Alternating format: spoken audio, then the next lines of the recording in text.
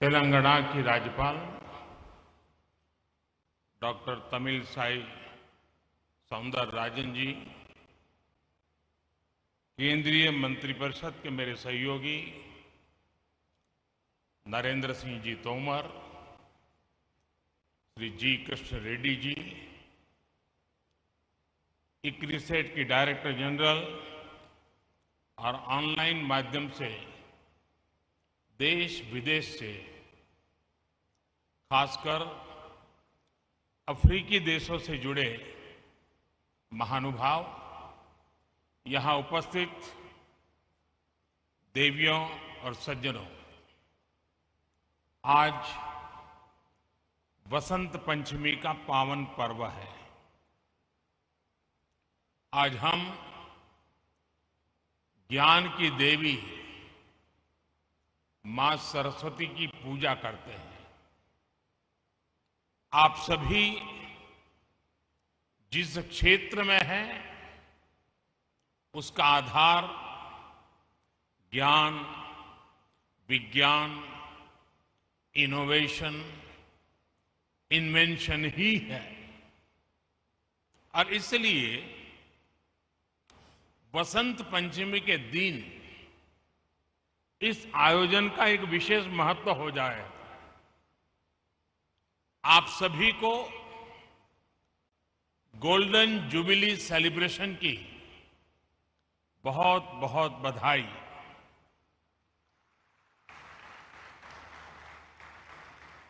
साथियों,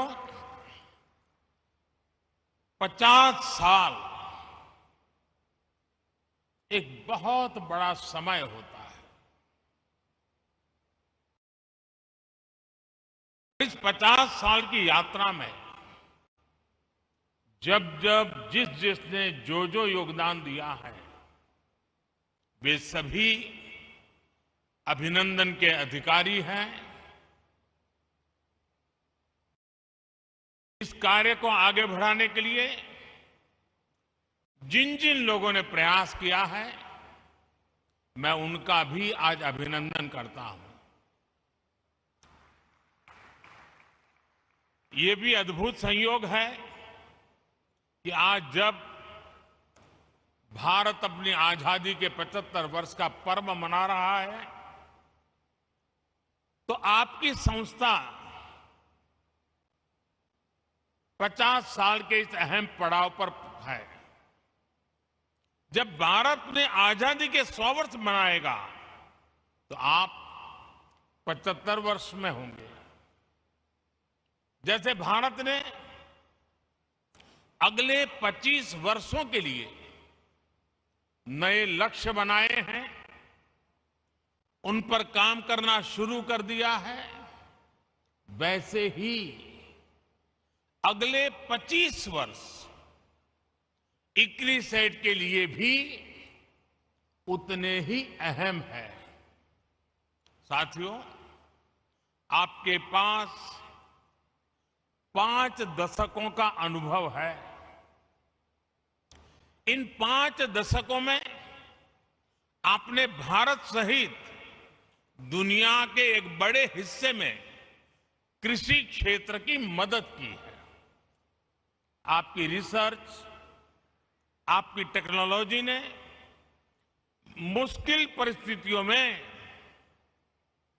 खेती को आसान और सस्टेनेबल बनाया है। अभी मैंने जो टेक्नोलॉजी डिस्प्ले देखा, उसमें इक्रिसेट के प्रयासों की सफलता नजर आती है। पानी और मिट्टी का मैनेजमेंट हो, क्रॉप वैरायटी और प्रोडक्शन प्रैक्टिसेस में सुधार हो, ऑन फार्म डायवर्सिटी में बढ़ोतरी हो, लाइव स्टॉक इंटीग्रेशन हो और किसानों को मार्केट से जोड़ना हो, ये होलिस्टिक अप्रोच निश्चित रूप से एग्रीकल्चर को सस्टेनेबल बनाने में मदद करती है। तेलंगाना और आंध्र प्रदेश में दालों, विशेष रूप से चिकपी को लेकर इस क्षेत्र में जो विस्तार हुआ है उसमें आपका योगदान अहम रहा है। किसानों के साथ इक्रिसेट की यही कोलैबोरेटिव अप्रोच खेती को और सशक्त करेगी, समृद्ध करेगी। आज climate change research facility on planet protection और रैपिड जनरेशन एडवांसमेंट फैसिलिटी के रूप में नई फैसिलिटीज का उद्घाटन हुआ है। ये रिसर्च फैसिलिटीज क्लाइमेट चेंज की चुनौती का सामना करने में कृषि जगत की बहुत मदद करेंगे। और आपको पता होगा, बदलते हुए क्लाइमेट में हमारी एग्रीकल्चर प्रैक्टिसेस में क्या परिवर्तन लाने चाहिए, उसी प्रकार से भारत ने लास्ट एक बहुत बड़ा इनिशिएटिव लिया है। क्लाइमेट चेंज के कारण जो परिस्थितियां पैदा हुई हैं, नेचुरल कैलेमिटीज आती है, उसमें मानव मृत्यु की चर्चा तो सामने आती है, लेकिन इंफ्रास्ट्रक्चर का जो नुकसान होता है वो पूरी व्यवस्थाओं को चरमरा देता है। और इसलिए भारत सरकार ने क्लाइमेट रेजिस्टेंस वाले इंफ्रास्ट्रक्चर के लिए उस पर चिंतन मनन और योजनाएं बनाने के लिए ग्लोबल लेवल के इंस्टीट्यूट को जन्म दिया है। आज वैसा ही एक काम इस एग्रीकल्चर सेक्टर के लिए हो रहा है। आप सब अभिनंदन के अधिकारी हैं। साथियों, क्लाइमेट चेंज वैसे तो दुनिया की हर आबादी को प्रभावित करता है, लेकिन इससे सबसे ज्यादा प्रभावित लोग वो होते हैं जो समाज के आखिरी पायदान पर होते हैं, जिनके पास रिसोर्सेज की कमी है, जो विकास की सीढ़ी में ऊपर चढ़ने के लिए मेहनत कर रहे हैं। इनमें बड़ी संख्या में हमारे छोटे किसान हैं और भारत में 80-85% किसान छोटे किसान हैं। हमारे छोटे किसान क्लाइमेट चेंज की बात उनके लिए बहुत बड़ा संकट बन जाती है। इसलिए भारत ने क्लाइमेट चैलेंज से निपटने के लिए दुनिया से इस पर विशेष ध्यान देने का आग्रह किया है। भारत ने 2070 तक 2070 तक नेट जीरो का टारगेट तो रखा ही है। हमने life mission, lifestyle for environment, इस लाइफ मिशन की जरूरत को भी हाईलाइट किया है। उसी प्रकार से प्रो प्लेनेट पीपल एक ऐसा मूवमेंट है जो क्लाइमेट चैलेंज से निपटने के लिए हर कम्युनिटी को, हर इंडिविजुअल को क्लाइमेट रिस्पॉन्सिबिलिटी से जोड़ता है।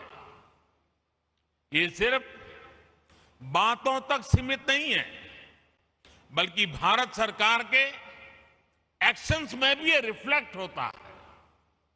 बीते सालों के प्रयासों को आगे बढ़ाते हुए इस साल के बजट में क्लाइमेट एक्शन को बहुत अधिक प्राथमिकता दी गई है। ये बजट हर स्तर पर, हर सेक्टर में ग्रीन फ्यूचर के भारत के कमिटमेंट्स को प्रोत्साहित करने वाला है। साथियों, क्लाइमेट और दूसरे फैक्टर्स के कारण भारत की एग्रीकल्चर के सामने जो चुनौतियां हैं, उनसे निपटने में भारत के प्रयासों से आप सभी एक्सपर्ट, साइंटिस्ट, टेक्नीशियंस भली भांति परिचित हैं। आप में से ज्यादातर लोग ये भी जानते हैं कि भारत में 15 एग्रो क्लाइमेट जोन्स हैं। हमारे यहां वसंत, ग्रीष्म, वर्षा, शरद, हेमंत और शिशिर, ये 6 ऋतुएं भी होती हैं। यानी हमारे पास एग्रीकल्चर से जुड़ा बहुत विविधता भरा और बहुत प्राचीन अनुभव है। इस अनुभव का लाभ विश्व के अन्य देशों को भी मिले, इसके लिए इक्रिसेट जैसे संस्थाओं को भी अपने प्रयास बढ़ाने होंगे। आज हम देश के करीब 170 डिस्ट्रिक्ट्स में ड्राउट प्रूफिंग के समाधान दे रहे हैं। क्लाइमेट चैलेंज से अपने किसानों को बचाने के लिए हमारा फोकस बैक टू बेसिक और मार्च टू फ्यूचर दोनों के फ्यूजन पर है। हमारा फोकस देश के उन 80% से अधिक छोटे किसानों पर है जिनको हमारी सबसे अधिक जरूरत है। इस बजट में भी आपने नोट किया होगा कि नेचुरल फार्मिंग और डिजिटल एग्रीकल्चर पर अभूतपूर्व बल दिया गया है। एक तरफ हम मिलेट्स, मोटे अनाज का दायरा बढ़ाने पर फोकस कर रहे हैं, केमिकल फ्री खेती पर बल दे रहे हैं, तो वहीं दूसरी तरफ सोलर पंप से लेकर किसान ड्रोन्स तक की खेती में आधुनिक टेक्नोलॉजी को प्रोत्साहित कर रहे हैं। आजादी के अमृतकाल यानी आने वाले 25 वर्ष के लिए एग्रीकल्चर ग्रोथ के लिए हमारे विजन का ये बहुत अहम हिस्सा है। साथियों, बदलते हुए भारत का एक महत्वपूर्ण पक्ष है डिजिटल एग्रीकल्चर। यह हमारा फ्यूचर है और इसमें भारत के टैलेंटेड युवा बहुत बेहतरीन काम कर सकते हैं। डिजिटल टेक्नोलॉजी से कैसे हम किसान को एम्पावर कर सकते हैं, इसके लिए भारत में प्रयास निरंतर बढ़ रहे हैं।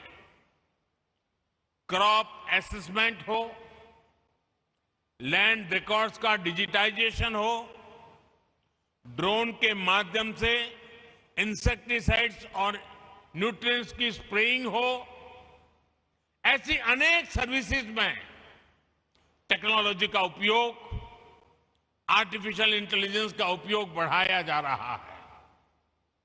किसानों को सस्ती और हाई टेक सर्विस देने के लिए एग्रीकल्चर रिसर्च से जुड़े इकोसिस्टम्स और प्राइवेट एग्रीटेक प्लेयर्स के साथ मिलकर के काम हो रहा है। सिंचाई के अभाव वाले इलाकों में किसानों को बेहतर बीज, ज्यादा पैदावार, पानी के मैनेजमेंट को लेकर आईसीएआर और इक्रिसेट की पार्टनरशिप सफल रही है। इस सक्सेस को डिजिटल एग्रीकल्चर में भी विस्तार दिया जा सकता है। साथियों, आजादी के अमृत काल में हम हायर एग्रीकल्चर ग्रोथ पर फोकस के साथ ही इंक्लूसिव ग्रोथ को भी प्राथमिकता दे रहे हैं। आप सब जानते हैं कि कृषि के क्षेत्र में महिलाओं का योगदान बहुत अहम है। उन्हें सब प्रकार की मदद देने के लिए स्वयं सहायता समूहों के माध्यम से भी प्रयास किया जा रहा है। खेती में देश की एक बहुत बड़ी आबादी को गरीबी से बाहर निकालकर बेहतर लाइफस्टाइल की तरफ ले जाने का पोटेंशियल है। ये अमृतकाल कठिन भौगोलिक परिस्थितियों में खेती करने वाले किसानों को कठिनाइयों से बाहर निकालने के नए माध्यम भी मुहैया कराएगा। हमने देखा है, सिंचाई के अभाव में देश का एक बहुत बड़ा हिस्सा ग्रीन रेवोल्यूशन का हिस्सा नहीं बन पाया था। अब हम दोहरी रणनीति पर काम कर रहे हैं। एक तरफ हम वाटर कंजर्वेशन के माध्यम से नदियों को जोड़कर एक बड़े क्षेत्र को इरिगेशन के दायरे में ला रहे हैं। और अभी जब मैं प्रारंभ में यहां के सारे अचीवमेंट्स को देख रहा था तो उसमें बुंदेलखंड में किस प्रकार से पानी के प्रबंधन को और पर ड्रॉप मोर क्रॉप के मिशन को सफल करने के लिए कैसे सफलता पाई है, उसका विस्तार से वर्णन मेरे सामने साइंटिस्ट कर रहे थे। वहीं दूसरी तरफ हम कम सिंचित क्षेत्रों में वाटर यूज एफिशिएंसी बढ़ाने के लिए माइक्रो इरिगेशन पर जोर दे रहे हैं। जिन फसलों को पानी की जरूरत कम होती है और जो पानी की कमी से प्रभावित नहीं होती, उन्हें भी आधुनिक वैरायटी के विकास से प्रोत्साहन दिया जा रहा है। खाने के तेल में आत्मनिर्भरता के लिए जो नेशनल मिशन हमने शुरू किया है, वो भी हमारी नई अप्रोच को दिखाता है। आने वाले 5 सालों में हमारा लक्ष्य पाम ऑयल एरिया में 6.5 लाख हेक्टेयर की वृद्धि करने का है। इसके लिए भारत सरकार किसानों को हर स्तर पर मदद दे रहा है। तेलंगाना और आंध्र प्रदेश के किसानों के लिए भी ये मिशन बहुत लाभकारी होगा। मुझे बताया गया है कि तेलंगाना के किसानों ने पाम ऑयल की प्लांटेशन से जुड़े बड़े लक्ष्य रखे हैं। उनको सपोर्ट करने के लिए केंद्र सरकार हर संभव सहायता देगी। साथियों, पिछले कुछ वर्षों में भारत में पोस्ट हार्वेस्ट इंफ्रास्ट्रक्चर को भी मजबूत किया गया है। हाल के वर्षों में 35 मिलियन टन की कोल्ड चेन स्टोरेज कैपेसिटी तैयार की गई है। सरकार ने जो 1 लाख करोड़ रुपए का एग्रीकल्चर इंफ्रास्ट्रक्चर फंड बनाया है, उसकी वजह से भी पोस्ट हार्वेस्ट इंफ्रास्ट्रक्चर का तेजी से विकास हुआ है। आज भारत में हम एफपीओस और एग्रीकल्चर वैल्यू चेन के निर्माण पर भी बहुत फोकस कर रहे हैं। देश के छोटे किसानों को हजारों एफपीओस में संगठित करके हम उन्हें एक जागरूक और बड़ी मार्केट फोर्स बनाना चाहते हैं।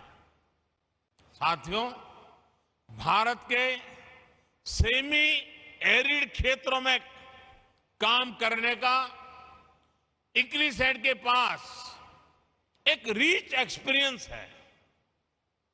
इसलिए सेमी एरिड क्षेत्रों के लिए हमें मिलकर किसानों को जोड़कर सस्टेनेबल और डाइवर्सिफाइड प्रोडक्शन सिस्टम का निर्माण करना होगा। अपने अनुभवों को ईस्ट और साउथ अफ्रीका के देशों के साथ शेयर करने के लिए एक्सचेंज प्रोग्राम भी शुरू किया जा सकता है। हमारा लक्ष्य सिर्फ अनाज का प्रोडक्शन बढ़ाना ही नहीं है। आज भारत के पास सरप्लस फूड ग्रेन है, जिसके दम पर हम दुनिया का इतना बड़ा फूड सिक्योरिटी प्रोग्राम चला रहे हैं। अब हम फूड सिक्योरिटी के साथ साथ न्यूट्रिशन सिक्योरिटी पर फोकस कर रहे हैं। इसी विजन के साथ बीते 7 सालों में हमने अनेक बायो फोर्टिफाइड वैरायटी का विकास किया है। अब अपनी खेती को डाइवर्सिफाइड करने के लिए अपने सूखा प्रभावित क्षेत्रों में अधिक उत्पादन के लिए बीमारियों और कीटों से अधिक सुरक्षा देने वाली रिजिलिएंट वैरायटीज पर हमें ज्यादा से ज्यादा काम करना है। साथियों, इक्रिसैट, आईसीएआर और एग्रीकल्चर यूनिवर्सिटी के साथ मिलकर एक और इनिशिएटिव पर काम कर सकता है। ये क्षेत्र है बायोफ्यूल का। आप तो स्वीट सोरगम उस पर काम करते रहे हैं।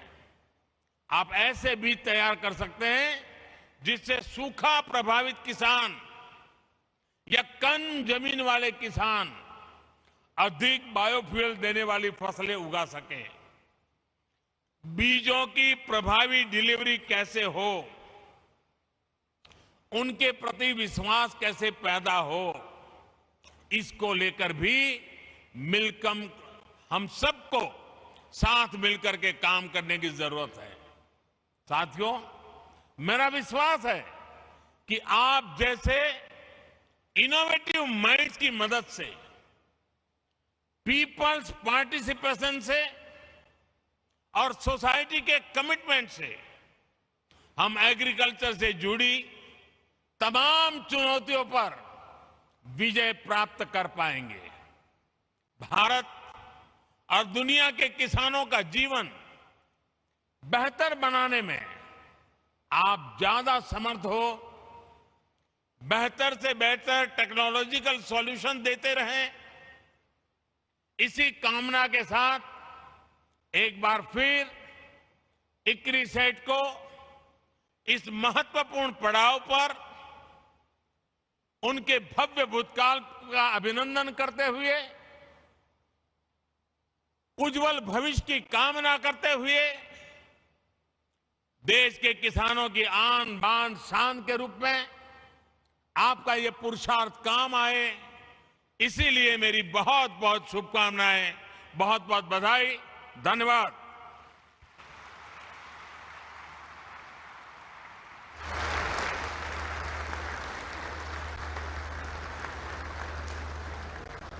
Thank you very much, sir, for your encouraging and inspiring words.